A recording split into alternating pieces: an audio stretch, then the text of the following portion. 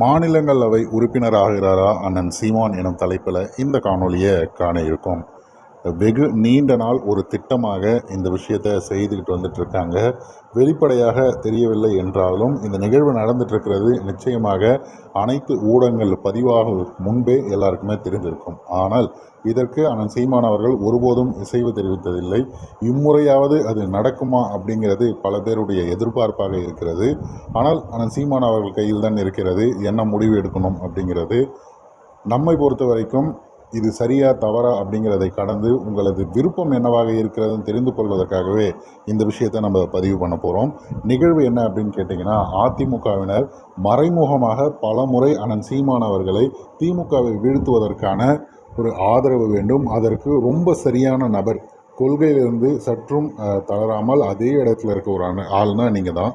அதனால் நீங்கள் இதில் முன்னெடுக்கணும் அப்படிங்கிறதுல எங்களோட கைகோர்த்து இந்த விஷயத்தை பயணிக்கணும்னு பல அதிகாரிகளை வைத்து, இன்னும் சொல்லப்போனால் ஆதரவாளர்களை வைத்து பேரம் பேசுவது போல ஒரு நிகழ்வு நடக்குது. ஆனால் அண்ணன் சீமான் அவர்கள் திராவிட கட்சிகளோடு கூட்டணி கிடையாதுங்கிற ஒரு வார்த்தையை சொன்னதால் திமுக அதிமுகவோட கூட்டணி இல்லை அப்படின்னது. எடப்பாடி தலைமையில் இருக்கக்கூடிய இந்த அதிமுகவை ஏற்பதில் பிரச்சனை அவ்வளவாக இல்லை அப்படின்னு நிறைய தமிழ் தேசியவாதிகள் கருத்தை முன்வைத்த போதும் அண்ணன் சீமான் அவர்கள் அதை ஏற்க மறுத்தார். ஆனால் இந்த முறை என்ன செய்திருக்காங்க அப்படின்னா, அவன் சீமான் அவர்கள் கூட்டணி வைக்கிறதா ஏற்கிறது சில பிரச்சனை இருக்கிறது, வெளியிலிருந்து ஆதரவு கொடுக்கறது அப்படிங்கிறது இப்போ தொடர்ச்சியாக பல இடங்கள் நடக்கிறத நம்ம வெளிப்படையாகவே நிறைய இடத்துல பார்த்துட்டோம். இப்போ ஆட்சி அமைந்திருக்கிறது வெளியிலிருந்து கொடுத்த ஒரு ஆதரவை வைத்துத்தான்.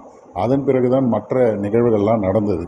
அப்போ அதுபோல் அதிமுகவிற்கு ஒரு ஆதரவு தெரிவித்தாலே அவர்களது வாக்கு சதவீதம் கூடுவதும், அது மட்டும் இல்லாமல் அவர்களுக்கு வெற்றி கிட்டுவதும், திமுக அழிப்பதுங்கிற விஷயம் சரியாக நடைபெறும். அதற்கான சீமான் அவர்களுக்காக ஒரு ராஜ்யசபா சீட்டை ஒதுக்கி அவரை எம்பி ஆக்கணும் அப்படிங்கிற மாதிரி ஒரு பேசுபொருள் போய்கிட்டு இருக்கான். ஆனால் சீமான் அவர்கள் இவர்களின் ஒரு ஆதரவோடு எம்பி ஆவது ஏற்புடையது அப்படின்னு நினைக்கிறீங்களா? இல்லை நாம் தமிழர் கட்சியில் ஏற்கனவே அண்ணன் சீமான் அவர்கள் அந்த பார்லிமெண்ட்டில் பேசுகிறதுக்குன்றதில் அவர் போட்டியிட மாட்டார், மற்றவர்களை தான் களத்தில் நிறுத்துவார். அப்படி இருக்கும் பட்சத்தில் அவர் என்ன செய்ய போகிறார், இப்படியான ஒரு ஆஃபரை அவங்க எடுத்துக்கிறாங்களா இல்லையா அப்படிங்கிறத நம்ம பொறுத்து இருந்து தான் பார்க்கணும்.